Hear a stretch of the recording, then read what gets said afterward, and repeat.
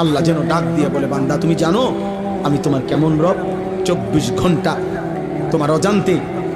তুমি জানো না, বুঝো না, বলো নাই, আমি রব্বুল আলামিন এমন রব 24 ঘন্টা অস্তিত্বের প্রথম সেকেন্ড থেকে নিয়ে শেষ পর্যন্ত জীবনের সকল প্রয়োজন, জীবনের সকল আয়োজন, হৃদয়ের প্রতিটা স্পন্দন, নিঃশ্বাসের প্রতিটা নড়াচড়া,